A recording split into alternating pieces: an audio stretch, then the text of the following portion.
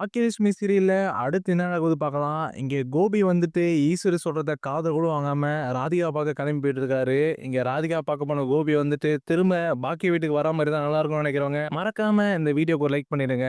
வாங்க இப்ப வீடியோக்குள்ள போலாம். இங்க பாக்கியா வந்துட்டு கோபிகிட்ட எல்லா விஷயம் சொல்லிடுறாங்க. இந்த மாதிரி ராதிகா வீட்ட விட்டு கிளம்ப போறாங்க. உங்களுக்கு அவங்க மேல கொஞ்சம் கூட அக்கறையே இல்லையா? அப்படிங்கிற மாரி நெறைய விஷயங்கள வந்துட்டு இங்க பாக்கியா கோபிய பார்த்து பேசிறாங்க. இதெல்லாம் கேட்டுக்கிட்டு இங்க கோபி வந்துட்டு சும்மாவே இருக்க முடியல. அதுக்கப்புறம் இங்க கோபி வந்துட்டு பாக்கியா வீட்லருந்து கிளம்பி ராதிகா வீட்டுக்கு போலான்ட்டு ஈஸ்வரிட்ட கேட்டுருக்காங்க. அங்க ஈஸ்வரி வந்துட்டு பார்த்தீங்கன்னா, இங்க கோபிய அனுப்புற மாரி தெரியல. "இல்லடா கோபி நீ போக வேணாம்" சொல்றாங்க. ஆனா இருந்தாலும் வந்துட்டு இங்க கோபி வந்துட்டு, "இல்லம்மா நான் போயிட்டு உடனே வந்துர்றேன்" அப்படின்னு சொல்லிட்டு அவசர அவசரமா அங்கருந்து இங்க கோபி பாக்கியா வீட்லருந்து கிளம்பி ராதிகா வீட்டுக்கு போறாரு. இங்க கோபி வந்துட்டு ராதிகா வீட்ட காலி பண்ண போறாங்க அப்படிங்கிற விஷயம் தெரிஞ்சுக்கிட்டு பரபரப்பா வந்துட்டு ராதிகா வீட்டுக்கு போயிட்டுருக்காரு. அதுக்கப்புறம் இந்த பக்கம் வந்து ஈஸ்வரி வந்துட்டு பாக்கியாவ திட்டிட்டு இருக்காங்க. "பாக்கியா இங்க பாரு நீ பண்றது சுத்தமா புடிக்கல. உனக்கு புடிக்கலன்னு சொல்லு நான் வேணா வீட்ட விட்டு வெளிய போயிர்றேன். என் பையன வீட்ட விட்டு வெளிய அனுப்பணும்னு சொல்லிட்டு தேவையில்லாத வேலையெல்லாம் பண்ணிட்டு இருக்காத" அப்படிங்கிற மாரி இங்க ஈஸ்வரி கோபி வந்துட்டு வீட்ட விட்டு வெளிய போனத நெனச்சு ரொம்பவே கோவப்பட்டு பாக்கியாவ திட்டிட்டு இருக்காங்க. உடனே இந்த பக்கம் பாக்கியா வந்துட்டு, "அத்த நீங்க பண்ணதெல்லாம் இதுவரையும் நான் பொறுத்துக்கிட்டேன். இப்ப பார்த்தீங்களா, அவங்க வீட்ட விட்டு காலி பண்ண போறாங்க. இது எல்லாத்தையும் பார்த்துட்டு உங்களால வேணா சும்மா இருக்க முடியும். ஆனா என்னால முடியாது. என் வாழ்க்கை தான் போச்சு. அவங்க வாழ்க்கையும் வந்துட்டு இந்த மாரி ஆகணுமா? அதனால தான் இந்த விஷயத்தலாம் அவர்கிட்ட சொன்னேன். நீங்க ஊர்ல இருக்கும்போதே ராதிகா வீடு காலி பண்றாங்க அப்படிங்கிற விஷயத்த கோபிட்ட சொல்லணும்னு நெனச்சேன். ஆனா நான் இனியும் கால் பண்ணும்போதும் சரி, சரின்னு கால் பண்ணும்போதும் சரி, அவங்க காலே எடுக்கல. இதெல்லாம் நீங்க தான் பண்ணியிருப்பீங்க நல்லாவே தெரியும். இதெல்லாம் வந்துட்டு கோபியோட காதுக்கு போகக்கூடாதுன்னு சொல்ட்டு நீங்க தான் அப்படி பண்ணியிருப்பீங்க அப்படிங்கிறது நல்லாவே தெரியும். உங்க பையனோட விஷயத்துல மட்டும் நீங்க இப்படி யோசிக்கிறீங்க.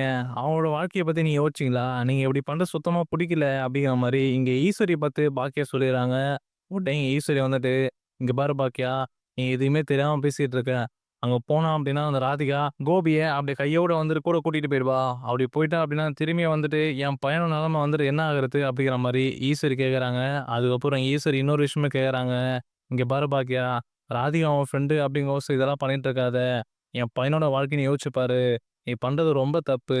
இப்ப நீ தேவையில்லாம அவன ரூம்ல கூட்டிட்டு போயிட்டு, இந்த விஷயம் சொல்லி அவன் என் பேச்ச கூட கேட்காம கிளம்பி இப்ப ராதிகா வீட்டுக்கு போயிட்டுருக்கான்." அப்படிங்கிற மாரிலாம் இங்க பாக்கியா கிட்ட ஈஸ்வரி பேசிட்டு புலம்பிட்டு இருக்காங்க. இந்த பக்கம் பாக்கியா வந்துட்டு, "இங்க பாருங்க அத்த, நீங்க என்ன வேணா பேசிட்டு போங்க. நான் பண்ணது கரெக்ட்டு தான். நீங்க ஊர்ல இருந்தப்ப கூட நான் போயிட்டு ராதிகாவ பார்த்தேன். அவங்க வீட்ல இருக்க எல்லா சாமானையும் வந்துட்டு ஏத்திட்டு, அவங்க தனியா வந்துட்டு வீட்ல உட்காந்துருந்தாங்க. கோபி இப்பயாச்சும் வருவாரா, வரமாட்டாரா அப்படிங்கிறது ரொம்பவே தயங்கி போய் உட்காந்துருந்தாங்க. அதுக்கப்புறம் நான் கிளம்பி போயிட்டு அவங்கள போய் பேசிட்டு வந்தேன். அவங்க அவ்வளோ வருத்தமா பேசுனாங்க. எனக்கு அவ்வளோ மன கஷ்டமாயிருச்சு அவங்க பேசுனத பார்த்து. அந்த அளவுக்கு கஷ்டப்பட்டு பேசுனாங்க.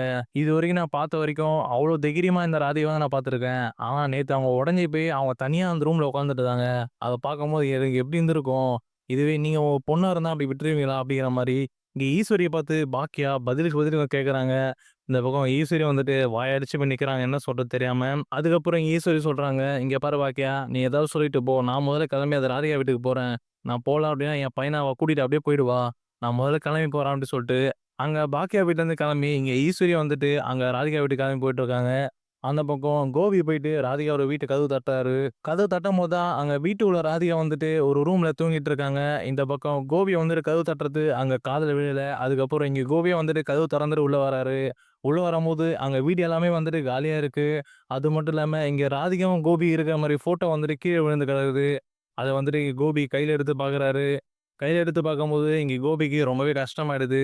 அதுக்கப்புறம் இங்க கோபி வந்துட்டு வீட்டுக்குள்ள ராதிகா, ராதிகா அப்படிங்கிற மாரி கூப்பிட்டுட்டு இருக்காரு. ஆனா இது வந்துட்டு ராதிகா காதுலயே விழாத மாரி ராதிகா தூங்கிட்டு இருக்காங்க. அதுக்கப்புறம் இங்க கோபி வந்துட்டு அந்த ரூம தொறந்து உள்ள வராரு. உள்ள வரும்போது தான் இங்க ராதிகா படுத்துட்டு இருக்காங்க. இத பார்த்த உடனே இங்க கோபிக்கு ரொம்பவே கஷ்டமாயிடுது. இப்படி படுத்துட்டு இருக்கிறத பார்த்தோனே வீட்ல எந்த சாமானும் இல்ல. ராதிகா வேற இப்படி படுத்துட்டு இருக்காளே அப்படிங்கிற மாரி இங்க கோபி பார்க்குறாரு. உடனே கோபி வந்துட்டு ராதிகா கூப்பிடுறாரு. ராதிகா அப்படிங்கிற மாரி. உடனே இங்க ராதிகா எழுந்துக்கிறாங்க. எந்திரிச்சுட்டு இங்க கோபிய பார்க்குறாங்க. கோபிய பார்க்கும்போது இங்க ராதிகா ஒரு மாரி ஏக்கமா, கஷ்டமா பார்க்குறாங்க.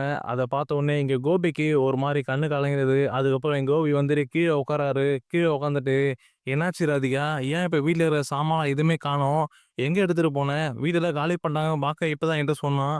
எனக்கு இந்த விஷயமே என்ட்ட நீ சொல்லவே இல்லையே! நான் கூட வந்து ஊருக்கு போனது உன்கிட்ட சொல்லிட்டு தான் போனேன். நீ தான் வந்துட்டு எனக்கு எந்த ரிப்ளையும் பண்ணவே இல்ல.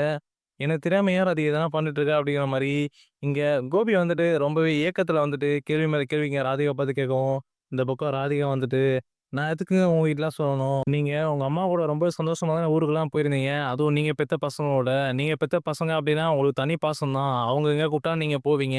இதே என் பொண்ணு மயூக்கு வந்துட்டு ஒரு பர்த்டே சொல்லிட்டு நான் அவங்கள கூப்பிட்டேன். ஆனா நீங்க என்னன்னு கூட வந்து பார்க்கலையே மயூவ.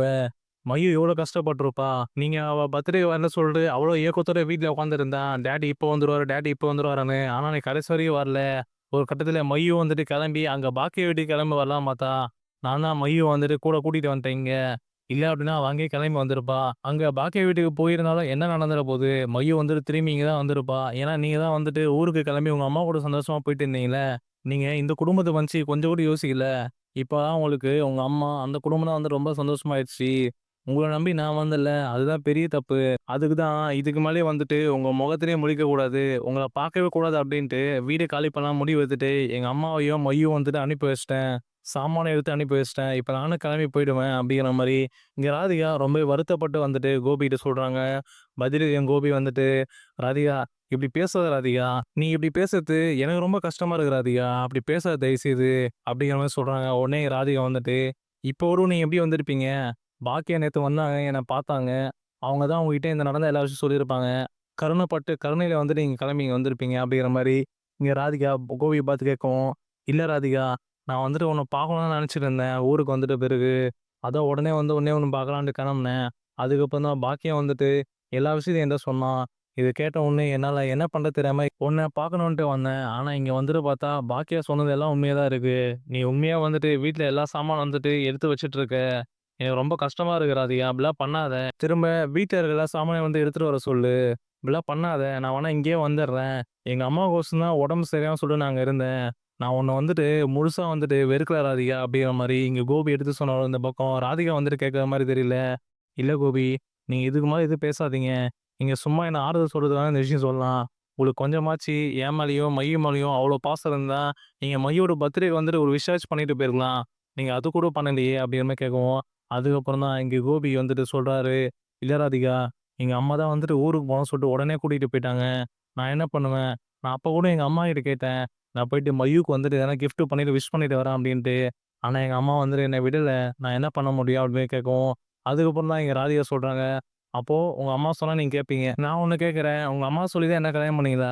"இல்ல, இல்ல. இப்ப மட்டும் என்ன புதுசா உங்க அம்மா வராங்க நடுவுல? இவ்வளோ நாள் இல்லாம இப்ப என்ன புதுசா எல்லாத்துக்குமே உங்க அம்மா தான் சொல்லிட்டு இருக்கீங்க. எனக்கு இதெல்லாம் பார்க்கும்போது ரொம்ப புதுசா இருக்கு. ஏன் தான் உங்கள நம்பி வந்துட்டு உங்கள கல்யாணம் பண்ணணும்னு தோணுது எனக்கு இப்பலாம்." அப்டிங்கிற மாரி ராதிகா ரொம்பவே கோவப்பட்டு பேசுறாங்க. உடனே இங்க கோபி வந்துட்டு, "இல்ல ராதிகா, எனக்கு அம்மா மேல கொஞ்சம் பாசம் தான். இருந்தாலும் உன் மேலயும், மயு மேலயும் எனக்கு பாசம் இருக்கு. எனக்கு எங்க அம்மா வந்துட்டு இப்ப பேசுனா பேச்சு கேட்ட உடனே, எங்க அம்மா பேச்ச மீறி என்னால எதுவும் பண்ண முடியல. அதுதான் நான் இப்படிலாம் பண்ணிட்டு இருந்தேன். என்ன மன்னிச்சிடு" அப்படின்னு சொல்லவும், இங்க ராதிகா வந்துட்டு, "இல்ல கோபி, எனக்கு இதெல்லாம் தேவையில்ல. கடைசியா உங்கள பார்த்து இதெல்லாம் பேசிட்டு போலாம்னு சொல்லி தான் நான் வீடெல்லாம் காலி பண்ணிட்டு தனியா இங்க இருக்கேன். இப்ப நீங்க வந்துட்டீங்க. நான் எல்லா விஷயத்தையும் உங்ககிட்ட சொல்லிட்டேன். அவ்வளோதான் நான் கிளம்புறேன்." அப்படிங்கிற மாரி இங்க ராதிகா அங்கருந்து சொல்லிட்டு ரூம்லருந்து வெளிய வராங்க.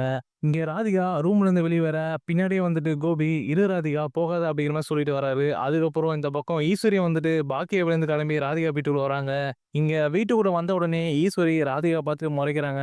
உடனே இந்த பக்கம் ராதிகா வந்துட்டு ஈஸ்வரி பார்க்குறாங்க. இந்த பக்கம் கோபி வெளிய வந்துர்றாரு. வெளிய வந்தோனே இங்க கோபி வந்துட்டு ஈஸ்வரி சொல்றாங்க, "அம்மா ராதிகா வந்துட்டு கிளம்ப போறாளாம்மா, போக வேணாம் சொல்லுமா" அப்படிங்கிற மாரி இங்க கோபி ஈஸ்வரிட்ட சொல்றாங்க. இந்த பக்கம் ஈஸ்வரி வந்துட்டு, "விடு கோபி போட்டும். நீ வேணான்ட்டு தானே உன் மேல அக்கறை இல்லாம தானே போறா அவ. போட்டும். ஏன் இங்க நிக்கிறா? இப்ப மட்டும் ஏன் இவ இங்க இருக்கிறா? கிளம்பட்டும்" அப்படின்னு சொல்லவும், இந்த பக்கம் ராதிகா வந்துட்டு, "இதெல்லாம் நீங்க சொல்லாதீங்க. எனக்கு தெரியும்" அப்படின்னு சொல்றாங்க. உடனே இந்த பக்கம் ஈஸ்வரி வந்துட்டு, "இப்ப எதுக்கு என் பையன வந்துட்டு பார்க்கணும், அவன வர வச்சு அவன் மனச மாத்தணும்னு சொல்லி தானே இந்த வீட்ல இருந்திருக்க. நீ போகணும்னு நினைச்சிருந்தா, உன் சாமான ஏத்தி அனுப்பிச்சல்ல, அப்பயே போயிருக்க வேண்டியது தானே. எதுக்கு ஒரு நாள் தங்கி அவன பார்த்தே ஆகணுமா நீ?" அப்படின்னு சொல்லவும், இங்க ஈஸ்வரி இப்படி பேசவும், இந்த பக்கம் ராதிகா ரொம்பவே கோவப்பட்டு கோபிய பார்த்து முறைக்கிறாங்க. இப்ப பொறுத்திருந்து பார்க்கலாம். இங்க கோபியோட பேச்ச கேட்டு இங்க ராதிகா திரும்ப வந்துட்டு அந்த வீட்டுக்கு வருவாங்களாம். இல்ல அப்படின்னா, இங்க ஈஸ்வரி பேசுற பேச்செல்லாம் காதுல வாங்கிக்க முடியாம, அங்க ராதிகா வந்துட்டு கிளம்பி போயிடுவாங்களா அப்படிங்கிறதையும் பொறுத்திருந்து பார்க்கலாம்.